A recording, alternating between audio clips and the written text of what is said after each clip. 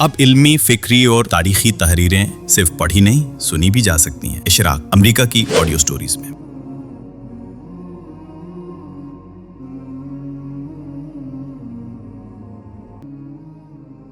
हज़रत अनस रदियल्लाहु ताला अन्हु से मरवी एक हदीस की तोजी।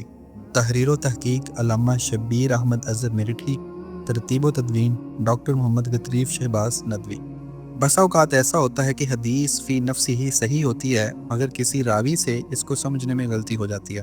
वो अपने पास से तशरीही अल्फाज जोड़ देता है या अपने फ़हम की बुनियाद पर इसमें इजाफे कर डालता है। नतीजा यह है कि असल बात कुछ होती है और मुख्तलिफ रावियों के बयानों में कुछ और हो जाती है। ज़ख़ीरा हदीस में इसकी बेशुमार मिसालें मौजूद हैं। दर्ज झैल किस्सा भी उसी की एक क्लासिकल मिसाल है जिसे क़ारीन की खिदमत में पेश किया जाता है। ये तहकीक अल्लामा मेठी की किताब बुखारी का मुताला पहले हिस्से से माखूज़ है। इमाम बुखारी ने फरमाया, हमसे अब्दुल आला बिन हम्माद ने बयान किया कि हमसे यजीद बिन ज़ुरै ने बयान किया कि हमसे सईद बिन अबी अरूबा ने बयान किया, कतादा से रिवायत करके कि हज़रत अनस ने कतादा वगैरह से बयान किया था कि नबी करीम सल्लल्लाहु अलैहि वसल्लम एक रात में अपनी बीवियों पर चक्कर लगाते थे। इस वक्त आप सल्लल्लाहु अलैहि वसल्लम के यहाँ 9 बीवियाँ थीं। मुसद्दद बिन मुसरहद भी इसी इसनाद के साथ बुखारी ने यह हदीस रिवायत की है। इमाम अहमद ने यजीद बिन ज़ुरै से बवास्ता अब्दुल अजीज़ बिन अब्दुल समद इसकी रिवायत की है। मुस्नद अहमद। मोहम्मद ने भी कतादा से ये हदीस अनस रिवायत की है। बई अल्फाज कान रसूलुल्लाहि सल्लल्लाहु अलैहि वसल्लम यतूफ़ु अला निसाइही फ़ी गुस्लिन वाहिद। मुस्नद अहमद, सुनन निसाई, सुनन तिरमिज़ी, सुनन इब्न माजा, तबात हिंद। मगर फ़ी गुस्लिन वाहिदिन कतादा का बयान किया हुआ लफ्ज़ नहीं है। मोहम्मद ने अपने फ़हम के मुताबिक हदीस कतादा में तौज़ीहन ये इजाफा कर दिया था। सईद बिन अबी अरूबा व मुअम्मर बिन राशिद के अलावा हशाम दस्तवाई ने भी कतादा से यह हदीस रिवायत की है। हशाम की रिवायत करदा हदीस में आखिर में जिक्र करूंगा। साबित बनानी ने भी हज़रत अनस से इसे रिवायत की है। साबित से मुअम्मर व हम्माद बिन सलमा ने रिवायत की है। मुअम्मर की रिवायत यह है कि हद्दसना सुफियान हद्दसनी मुअम्मर बिन साबितिन अन अनस अन्न नबी सल्लल्लाहु अलैहि वसल्लम काना युतीफु बिनिसाइही फी लैलतिन यगतसिलु गुस्लन वाहिदन। मुस्नद अहमद। और हम्माद की ये रिवायत कभी हम्माद ने ताफ़ा अला निसाइही जमीअन फी यौमिन वाहिदिन कहा है। दारमी की रिवायत में लफ्ज़ जुमा मौजूद है। मैदुत तवील ने भी हज़रत अनस रदियल्लाहु ताला अन्हु से इसकी रिवायत की है। इसकी तखरीज अबू दाऊद और निसाई ने की है। अबू दाऊद की रिवायत ये है, अन्ना रसूलुल्लाह सल्लल्लाहु अलैहि वसल्लम तवाफ़ ज़ात यौमिन अला निसाइही फ़ी गुस्लिन वाहिद। सुनन नबी दाऊद किताबुत तहारा। निसाई की रिवायत में है फ़ी लैलतिन बि गुस्लिन वाहिद। हशाम बिन ज़ैद ने भी हज़रत अनस से इसी की रिवायत की है। इसकी तखरीज मुस्लिम व अहमद ने की है। अन्ना नबी सल्लल्लाहु अलैहि वसल्लम काना यतूफ़ु अला निसाइही बि गुस्लिन वाहिद। सही मुस्लिम। बस हज़रत अनस रदियल्लाहु ताला अन्हु से ये हदीस कतादा और साबित बनानी और मैदुत तवील और हशाम बिन ज़ैद ने रिवायत की है और चारों तरीक़े से ये हदीस सही उल अस्नाद है, लेकिन इसके मतन में बहुत बड़ा सुकम है जिसकी मैं इंशाअल्लाह वज़ाहत करने वाला हूँ। यहाँ नाज़रीन को ये बताना चाहता हूँ कि साले बिन अबी अख्तर ने यह हदीस अनस ज़ुहरी की तरफ मंसूब करके रिवायत करने की गलती की थी। इसकी तखरीज इब्न माजा ने की है। साले बिन अबी अख्तर से मरवी है कि ज़ुहरी ने हज़रत अनस से रिवायत की है। अनस ने कहा, मैंने रसूलुल्लाह के लिए गुस्ल का पानी रखा तो उस रात आपने अपनी सब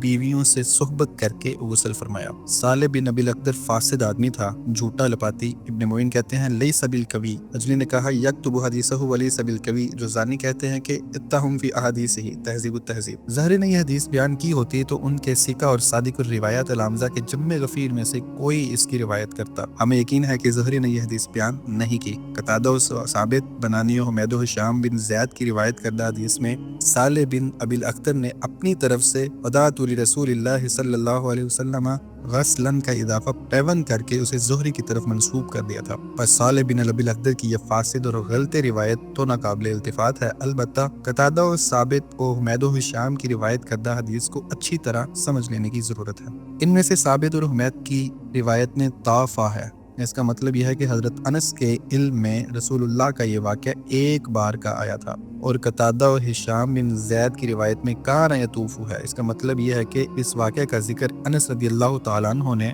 इस तरह किया था कि उनके इल्म में कई बार वक़ू में आया था, लेकिन इस वाक़े को एक बार का समझा जाए या कई बार का। बहरहाल इस पर यह बजा सवाल वारिद होता है कि हज़रत अनस को इसका इल्म कैसे हुआ। ये वाक़या हज़रत अनस का चश्मदीद तो नहीं हो सकता।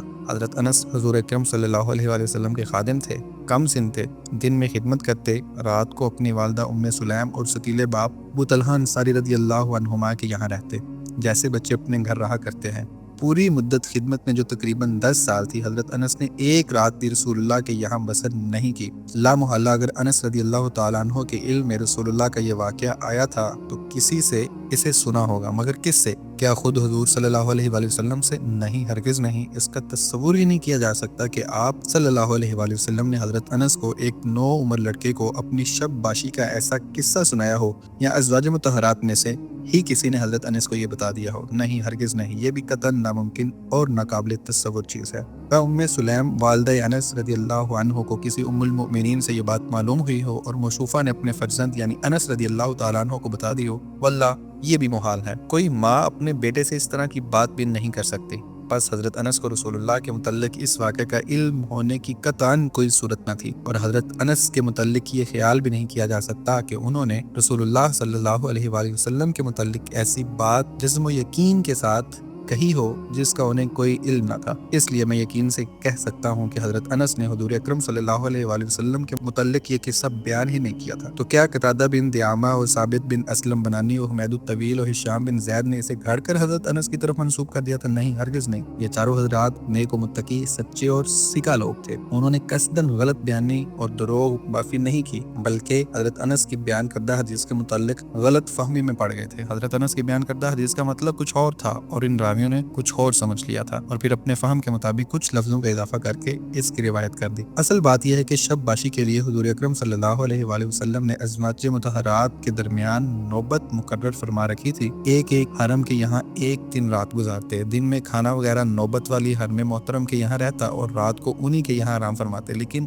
روزانہ تھوڑی دیر کے لیے آپ صلی اللہ علیہ وآلہ وسلم یکے بعد دیگرے تمام ازواج مطہرات کے پاس تشریف لے جاتے، ہر ایک کا حال اور خیریت و عافیت پوچھتے اور حاجت و ضرورت دریافت فرماتے۔ تھوڑی تھوڑی دیر ہر ایک کے پاس رک کر آخر میں نوبت والی حرم کے یہاں پہنچ جاتے۔ مرض وفات کے اوائل میں بھی آپ کا یہی طرز عمل رہا، حتیٰ کہ آپ کی رضا و راحت کے پیش نظر تمام ازواج مطہرات نے بطبیب خاطر آپ کو ام المومنین حضرت عائشہ صدیقہ رضی اللہ عنہا کے یہاں ایام مرض گزارنے کی اجازت دے دی۔ بقیہ ایام مرض آپ کے انہی کے پاس گزرے اور انہی کے پاس وفات ہوئی، اور وہی مقدس حجرہ قیامت تک کے لیے آپ کی آرامگاہ بنا، صلی اللہ علیہ وسلم وعلی آلہ وازواجہ واصحابہ اجمعین۔ یہ تمام ازواج کے یہاں آپ کا تھوڑی تھوڑی دیر کے لیے جانا کبھی دن میں چاشت کے وقت ہوتا تھا، کبھی نماز عصر کے بعد، کبھی مغرب و عشاء کے درمیان۔ حضرت انس نے یہی بات ان الفاظ میں ذکر کی تھی، کان رسول اللہ صلی اللہ علیہ وسلم یطوف علی نسائہ جمیعا۔ حضور اکرم صلی اللہ علیہ وآلہ وسلم تمام ازواج مطہرات پر چکر لگاتے تھے، یعنی حال و ضرورت پوچھنے کے لیے یکے بعد دیگرے سب امہات المومنین کے پاس تشریف لے جاتے تھے۔ سننے والوں یعنی ثابت و حمید و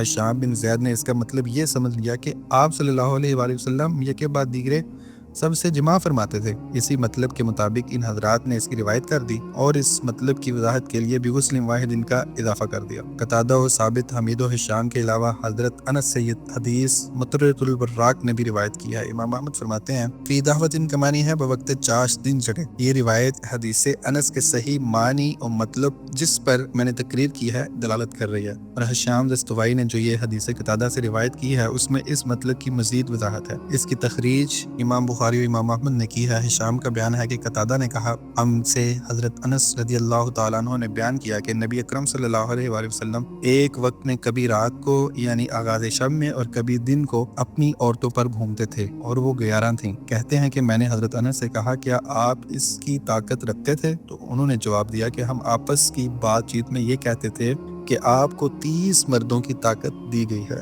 اور سید بن نبی روبہ نے یہ کہا کہ انس نے بتایا کہ وہ 9 تھی۔ یہ 11 اور 9 کا ذکر کوئی اختلاف نہیں ہے۔ عمرۃ القضاء سن 7 ہجری میں آپ صلی اللہ علیہ وآلہ وسلم نے حضرت میمونہ بنت حارث رضی اللہ تعالی عنہا سے نکاح فرمایا تو آپ صلی اللہ علیہ وسلم کی بیویاں 9 ہو گئیں۔ حضرت سیدہ سودا، حضرت سیدہ ام بنت حارث، حضرت سیدہ صفیہ، حضرت سیدہ ام حبیبہ، حضرت سیدہ حفصہ، حضرت سیدہ عائشہ، حضرت سلمہ کنیز تھیں، اور 2 آپ کی سریہ حضرت زینب بنت جحش، سیدہ جویریہ اور سیدہ میمونہ، حضرت ریحانہ قطیہ اور حضرت ماریہ قبطیہ۔ قتادہ نے جب ہشام دستوائی سے حدیث بیان کی تھی تو ان دونوں کو بھی مراد لے لیا تھا، اور جب سعید سے بیان کی تھی تو صرف منکوحہ ازواج مطہرات کو مراد لیا تھا۔ ہاں، تو اس روایت میں فی الساعۃ الواحدۃ کا لفظ بتا رہا ہے کہ اس حدیث میں یدور یا یطوف کا لفظ وطی و جماع کے معنی میں نہیں ہے، بلکہ یزور اور یلکی کے معنی میں ہے۔ اس کے بعد ہشام دستوائی کی روایت میں ہے قال قتادہ قلت لانس او کان یطیقہ، قتادہ کا بیان ہے کہ میں نے یہ حدیث سن کر حضرت انس سے کہا کیا رسول اللہ اس کی طاقت رکھتے تھے؟ قتادہ کے سوال کا مطلب یہ ہے کہ وہ مرد جس کے گھر 9 منکوحہ بیویاں اور 2 سریہ کنیز ہوں، اگر وہ نوبت بنوبت ہر بیوی سے جماع کرے تو ہر بیوی سے 9 دن جماع کرے گا، اور ہفتہ یا عشرہ میں کسی جوان عورت سے جماع کیا جائے تو اس عورت کی صحت پر کوئی مضر اور غلط اثر نہیں پڑتا، لیکن ہر رات جماع کرنے والے مرد کی صحت بہت خراب ہو جائے گی۔ راشا کی بیماری، ذوف گردہ، ہضم کی خرابی، کنواں کا عزم حلال، بینائی میں فطور ایسے وارد ہیں جن میں مبتلا ہوئے بغیر نہیں رہ سکتا، اس لیے کوئی کبھی سے کبھی مرد بھی ایسا نہیں ہو سکتا کہ مسلسل 1 ماہ تک ہر رات جماع کرتا رہے، برسوں کا تو ذکر ہی کیا۔ اس کے جواب میں حضرت انس رضی اللہ تعالیٰ نے فرمایا ہم اصحاب رسول باہم یہ بات کہا کرتے تھے کہ رسول اللہ صلی اللہ علیہ وآلہ وسلم کو 30 مردوں کی قوت عطا ہوئی ہے۔ حضرت انس نے یہ نہیں کہا کہ میں نے رسول اللہ سے یہ بات سنی ہے، بلکہ یہ کہا کہ ہمارے درمیان یہ بات معروف تھی، اور 30 سے مراد غالباً خاص 30 کا عدد نہیں بلکہ مراد تکثیر ہے، اور یہ حقیقت شک و شبہ سے بالاتر ہے کہ رسول اللہ صلی اللہ علیہ وآلہ وسلم کے نہایت عالی مرتبت برگزیدہ بندے، منتخب روزگار اور ظاہری و باطنی تمام قوتوں میں سب سے فائق و ممتاز تھے۔ حضرت انس نے یہ بات کہہ کر قتادہ کو یہ فہمائش کی تھی کہ رسول اللہ صلی اللہ علیہ وآلہ وسلم کو دیگر انسانوں پر قیاس کرنے کی غلطی نہ کرو۔ ہشام دستوائی کی روایت صحیح بخاری طبع ہند صفحہ 41 پر ہے، اور مسند احمد جلد 3 صفحہ 291 طبع ہند میں ہے قال قتادہ قلت لانس او کانا یطیقہ۔ یہ اصل حدیث کے الفاظ نہیں ہیں بلکہ راویوں کا اپنا اضافہ ہے۔ یہ قتادہ اور انس کے درمیان جو سوال و جواب ہوا اسی سے اصل حدیث کے اصل معنی بگڑ گئے اور بات کہاں سے کہاں پہنچ گئی۔